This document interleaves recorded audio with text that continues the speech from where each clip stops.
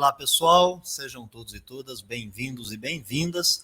Você está na TV Revelare, nós estamos começando mais um programa Principiante Espírita, o Espiritismo na sua mais simples expressão, na última questão das máximas extraídas dos ensinos dos Espíritos. Hoje o nosso tema, o egoísmo ou a caridade. Pedindo a você que chega por aqui, lembrando que esse nosso programa é gravado, está indo ao ar às 12 horas de terça-feira, 6/12/2022.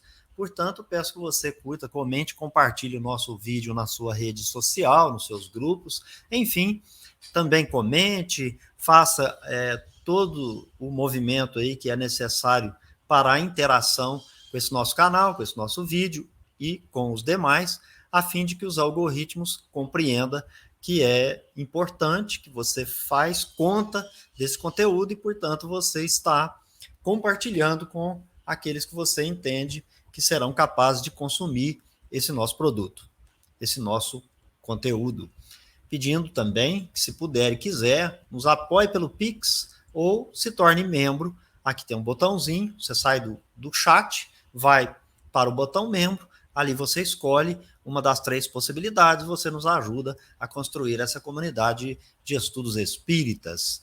Vamos, portanto, então, para o nosso tema. Você já vê aí na tela, onde estamos compartilhando o seguinte conteúdo das máximas extraídas dos ensinos dos espíritos. Allan Kardec, então, assim resume: com o egoísmo, os homens estão perpetuamente lutando entre si. Com a caridade, hão de estar no sossego da paz, sendo a caridade a base das instituições deles. Ela pode só lhes segurar a felicidade neste mundo. Segundo as palavras do Cristo, ela pode só também lhes segurar a felicidade futura, pois encerra implicitamente todas as virtudes que os podem conduzir à perfeição. Com a verdadeira caridade, tal qual ensinada e praticada pelo Cristo, não há mais egoísmo, orgulho, ódio, inveja, maledicência. Não há mais afeto desmedido aos bens deste mundo. Por isso tem o Espiritismo cristão por máxima: fora da caridade não há salvação. Incrédulos, podeis zombar dos espíritos, mofar daqueles que acreditam nas manifestações deles. Ri de vós, pois, se ousais, desta máxima que eles vêm ensinar, e que é vosso próprio amparo. Pois, se desaparece a caridade da terra, despedaçariam-se entre si os homens, e talvez ficasseis deles as primeiras vítimas. Não está longe o tempo em que esta máxima, abertamente proclamada em nome dos Espíritos, há de ser penhor de segurança e título de confiança para com todos os que a trouxeram gravada no coração. Um espírito disse: zombaram das mesas girantes, não se zombará jamais da filosofia e da moral que delas derivam. Com efeito, apenas têm decorrido alguns anos, já estamos longe daqueles fenômenos que serviram um instante de distração aos vadios e curiosos. Essa moral, dizeis vós, é antiquada. Bem deveriam os espíritos ser tanto engenhosos que nos desse alguma coisa nova. Frase aguda de muitos críticos: tanto melhor se é antiquada. Isto prova que ela é de todos os tempos. Portanto, mais culpáveis são os seres humanos por não tê-la praticado, pois não há verdadeiras verdades senão as que são eternas. O Espiritismo lhes vem recordar, não por uma revelação isolada, feita a um só homem, mas pela voz dos mesmos espíritos, a qual, semelhante à trombeta final, lhes vem gritar: crede vós que os que chamáveis mortos são mais vivos que vós, pois estão vendo o que não vedes e ouvindo o que não ouvis. Reconhecei naqueles que vos vêm falar os vossos parentes, os vossos amigos e todos os que amaste na terra, e que julgáveis, perdidos para sempre. Quão infelizes são aqueles que creem que tudo morre com o corpo, pois hão de ser cruelmente desenganados. Quão infelizes aqueles que foram faltos de caridade, pois hão de parecer o que tiverem feito sofrer aos outros. Escutai a voz daqueles que sofrem e que vos vêm dizer: estamos penando por ter desconhecido a potência de Deus e posto em dúvida a sua misericórdia infinita. Padecemos pelo nosso orgulho, pelo nosso egoísmo, pela nossa avareza e por todas as más paixões que não soubemos reprimir. Padecemos por todo o mal que fizemos aos nossos semelhantes pelo nosso esquecimento da lei de caridade. Incrédulos, dizeis-se risível uma doutrina que ensina tais coisas, se é boa ou má, quando a não considerasseis senão no ponto de vista da ordem social. Dizei se os homens que a praticariam seriam felizes ou desgraçados, melhores ou piores.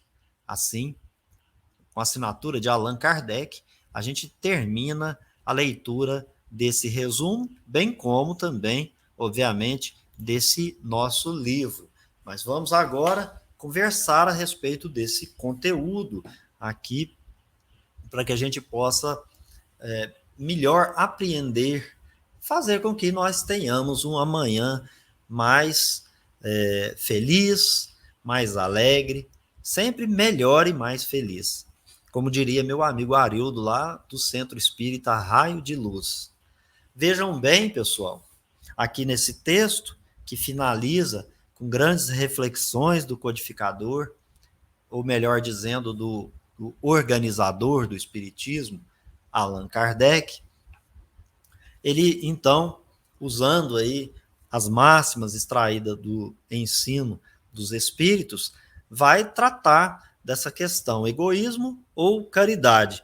Pois bem, o egoísmo, ele vai nos colocar sempre em guerra, sempre em luta. Sempre que a gente pensar em nós mesmos, de uma maneira ou de outra, nós estaremos em uma luta. Primeiro, lutando contra a nossa própria natureza, eis que nós somos criados para chegarmos à perfeição. Ora, se eu tenho alguma coisa que me desvia deste caminho, que fatalmente, pela lei do progresso, eu me conduzirei e lá chegarei, porque é lei, eu estou desviando do caminho e, nesse sentido, eu luto contra a minha própria natureza espiritual, que é fazer o bem, espelhando no próprio Deus, que não faz outra coisa senão nos amar e fazer o bem na sua soberana justiça, com a sua soberana bondade, com a sua suprema inteligência ao criar para nós esse mundo, deixando as suas leis. Então, pessoal, só com a caridade, que ela não é puramente material, nós já aprendemos aqui quais os tipos de caridade. A caridade, por exemplo, não consiste só na esmola. A caridade, ela é a lei suprema ensinada pelo Cristo, a sua própria lei de amor, ela vai se constituir nessa questão da caridade, né? Então, é importante dividir os bens materiais, mas é importante também dividir o nosso espaço com o outro, sendo empático, que, na verdade, é nós nos colocarmos no lugar do outro em quaisquer situações. Sempre que a gente tiver que tomar uma decisão que inclui o destino da outra criatura, por pior que seja naquele momento da decisão, é preciso ponderar de todas as formas, até para tomar essa própria decisão. Será que o que está sendo feito e o processo como ele está acontecendo, ele não poderia ser melhor conduzido?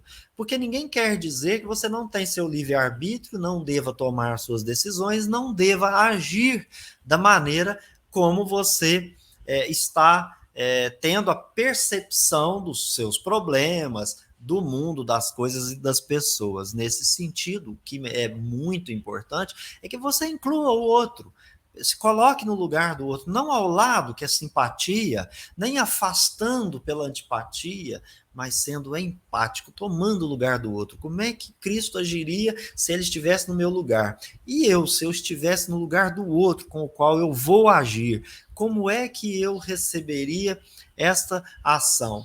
Ah, mas a pessoa também já me fez algo semelhante. Então você está pagando mal com o mal, e não é o contrário? Aquele que pratica a caridade paga o mal com o bem. É preciso ponderar também sobre isso. E é isso que, segundo nós depreendemos aqui do texto, que vai nos trazer a verdadeira paz, a paz de espírito, a paz de consciência. Ora, o que nos assegura a felicidade neste mundo? Já foi dito que a felicidade não é deste mundo, mas há uma felicidade possível aqui nesse mundo, sim, e é através da caridade, na caridade sendo base da nossa vida e das nossas instituições. A família é uma instituição, onde você exerce a sua profissão também vai se constituir em instituição. O local onde você exerce política, o local onde você exerce o seu sentimento e coloca para fora o seu sentimento religioso, o lugar onde você se apropria do conhecimento, das doutrinas, das filosofias, isso tudo constitui essa questão das instituições. O que deve sustentar cada uma delas? Segundo os espíritos, a caridade. E é importante lembrar-nos, né, que na condição de uma caridade cristã, ela só pode nos assegurar, além da felicidade aqui, também a felicidade futura. Porque ao nos despojarmos desse nosso corpo físico, nós chegamos ao mundo espiritual com paz de consciência, com o sentimento do dever cumprido, ou pelo menos a gente errou o menos possível e, nesse sentido, sofre também na mesma proporção, o menos possível. E assim sendo, a gente assegura uma maior felicidade. Fala-se também aqui no texto da verdadeira caridade, aquela que foi praticada pela passagem daquele que recebeu aqui na terra o nome em sua personalidade de Jesus, também considerado um Messias, um Cristo, e ele vai dizer, né, que a sua prática de caridade, ou seja, fora da caridade não tem nenhuma salvação aqui, não no sentido teológico, mas no sentido do caminho reto, de acertar o alvo, né? Errar o alvo, pecado, acertar o alvo, salvação, na língua antiga dos hebreus. Portanto, é importante que se pratique essa caridade primeiro com o desapego daquilo que são os bens do mundo. Mas veja, eu não preciso dos bens do mundo para eu sobreviver? Sim, mas você não deve ter um apego excessivo. Pode perder uma coisa ou outra para ganhar outra lá na frente, mas não tornar a sua vida simplesmente focada, objetivando somente esses bens materiais, porque aí nós estamos nos esquecendo da nossa natureza espiritual. E nesse sentido, você então afasta o egoísmo e todas as más paixões que advêm do egoísmo. O orgulho e o egoísmo vai criar em nós a inveja, o ódio, a maledicência, entre outras questões. Então, a verdadeira caridade ensinada e empregada pelo próprio Cristo aqui na Terra nos demonstra que aquele que mais serve é o mais feliz e, portanto, então ele não é egoísta, não é orgulhoso. Ora, Depois, há a questão da incredulidade, de anatematizar o ensino dos espíritos, né? Traduzir essa expressão fora da caridade na nossa salvação como o ouro de tolo, né? Uma coisa do tolo. E obviamente,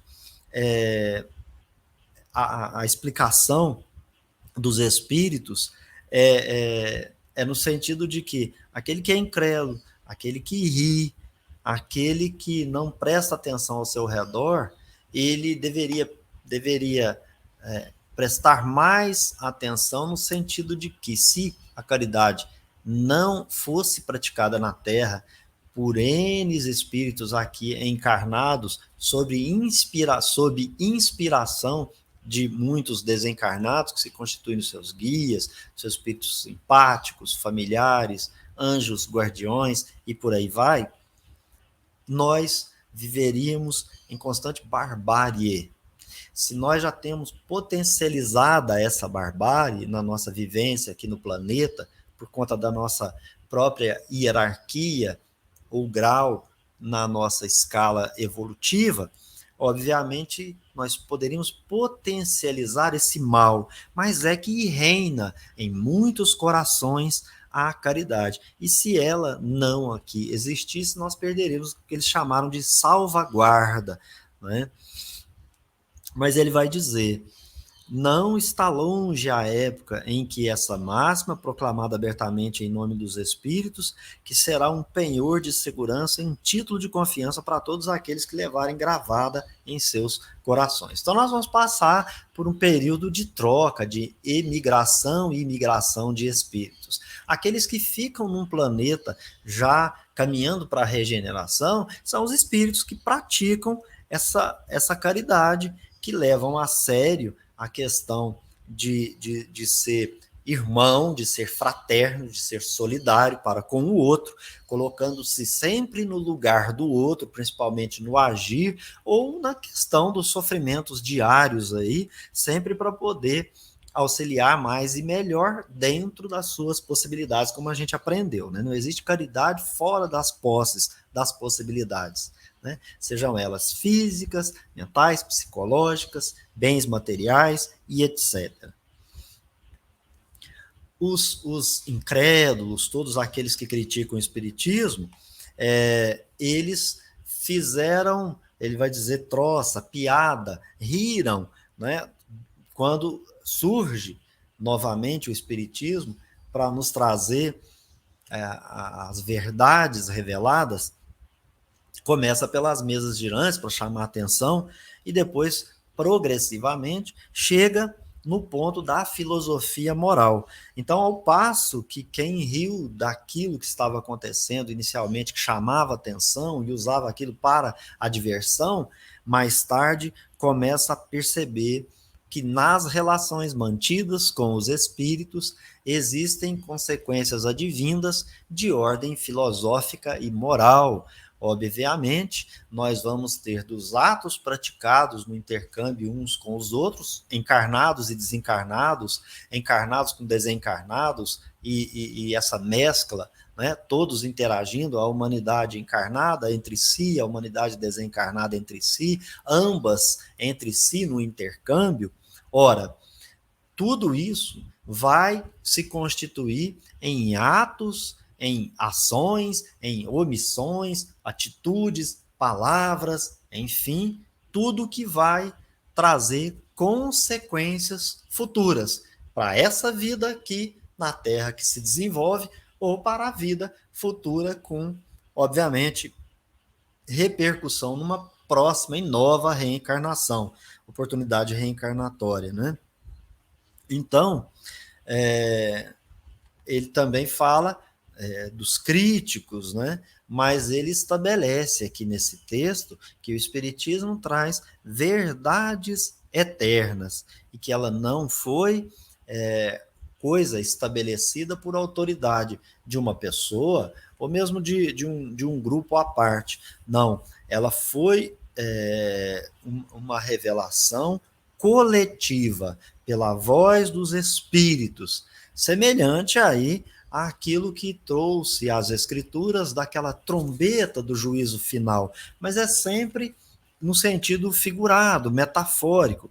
E o que vem revelar os espíritos? Eles vêm dizer ou vêm trazer, melhor dizendo, a informação mais importante, né?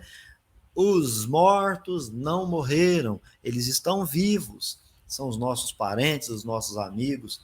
Nós, quando voltarmos à pátria espiritual, nós somos espíritos, essa é a nossa natureza. Então, a alma é imortal, a vida não cessa na carne,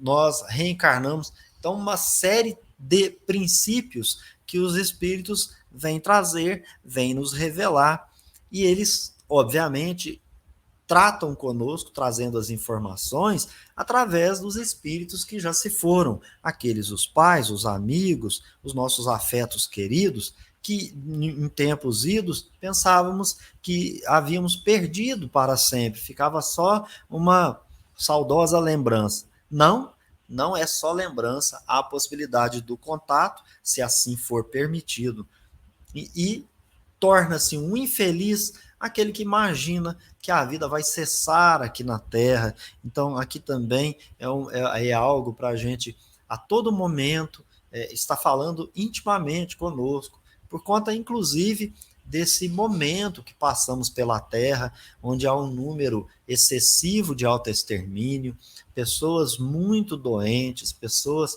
com profunda tristeza, depressão, e a gente não se coloca no lugar dessas pessoas, a gente não exerce empatia, nós não nos comunicamos, a gente acaba que contribui mais, né? Quando a gente age assodadamente, sem incluir o outro, sem pensar assim, será que a minha ação não vai causar algo que possa prejudicar, causar um distúrbio, e de repente o mal acontece e a gente perde aquela oportunidade para sempre, porque numa próxima reencarnação, os espíritos vêm com novas personalidades e perdem, de certa maneira, aquele contato anterior. Vai haver, sim, os contatos eternos das almas, dos afetos, enfim, todos aí, né, somos todos espíritos, vamos ter contatos, mas a gente perde a oportunidade para resolver certas pendências na própria reencarnação, que seria bacana se pensar a respeito. E aqui também ele cita, né, uma ideia importante. Não são só os espíritos felizes que nós devemos escutar, nós também devemos perceber aqueles espíritos que trazem a informação das suas experiências e que demonstram sua infelicidade. Obviamente, eles vão trazer as comunicações imperfeitas, tais quais eles, mas com o cunho de fundo, não da forma do conteúdo, mas o fundo, que é a sua infelicidade, a sua falta de compreensão do mundo espiritual, as suas imperfeições, a vazão dos seus desejos, dos seus ímpetos, enfim, do conjunto de suas imperfeições que não foram reprimidas, represadas, trocando um sentimento ruim por um bom, um pensamento ruim por um bom, uma atitude ruim por uma atitude boa, uma imperfeição por uma virtude. É possível, a gente está sempre trabalhando por isso, né? Então, eles, os espíritos sofredores, dizem, sofre porque duvidou desse Deus grandioso, misericordioso, né, que vai nos colocar novamente numa possibilidade reencarnatória, né? Então não adianta a gente também sair dessa vida achando que vai tudo terminar, pelo contrário, né? A gente vai continuar, só que talvez com mais dificuldade do que já estamos experimentando. Eles também dizem que sofrem pelas suas imperfeições, porque são orgulhosos, porque são avarentos, porque são egoístas, né? Então, orgulho é no sentido de se achar que é melhor do que todos, que tudo que os outros fazem é contra ele, que Deus também está contra ele, é um orgulho desmedido. Além também do próprio egoísmo, não reconhecer que o outro também necessita. Aquele que é egoísta, ele é ingrato, né? o avaro é aquele que quer só os bens materiais para ele, e veja, não gasta nem com si mesmo. O egoísta também, dessa maneira, ele também quer tudo para ele, mas ele acaba pelo menos gastando, ele tem ali alguma vaidade e etc. Já o avaro não, o avaro ele nem usa para ele sofre muito, né? E outras paixões são produzidas por esse conjunto aí de imperfeições, tal qual o orgulho e o egoísmo. Ora, para tudo isso, é preciso usar a vontade, o livre-arbítrio e reprimir esses maus pendores. Nós sofremos, segundo os espíritos, pelo mal que causa ao semelhante, porque quando isso acontece, você esqueceu da caridade. O que adianta você ter feito tantas e várias ações caridosas, quando, na verdade, em um momento que seria necessário você reconhecer que o outro não é um lixo, né? Que o outro não merece ser tratado tal qual nada. E aí, você, se colocando no lugar dele, poderia fazer tudo que você fez, mas fazer de uma maneira diferente, gentil, carinhosa, amorosa, respeitosa,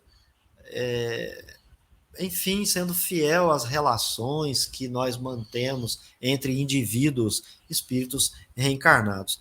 E, por fim, né, o espiritismo, ele sim é a doutrina e a filosofia para se abraçar, vestir, praticar, colocar essa ideia na cabeça, colocar essa filosofia em prática, porque todos aqueles que praticam o que os espíritos nos ensinam são felizes, ao contrário do que todo aquele que destoa disso são infelizes. Eu devo ser espírita? Não, a gente deve praticar essas ações virtuosas as quais nos ensinam os espíritos para sermos melhores e mais felizes aqui e na vida futura.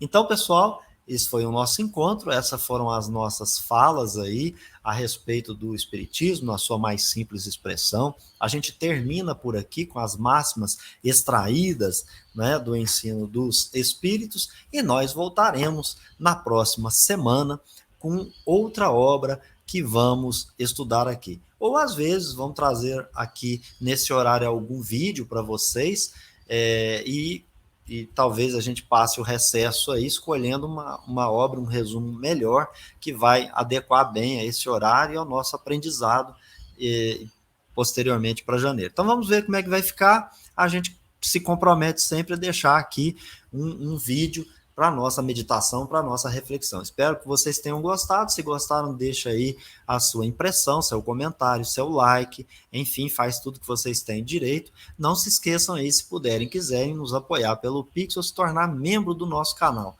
Esse foi o nosso encontro de hoje. Eu quero agradecer a Deus e aos bons espíritos, convidar vocês para o vídeo das 18 horas do dia de hoje, terça-feira, portanto, é o Evangelho segundo o Espiritismo, e nós, então, nos encontramos num próximo vídeo. Até lá!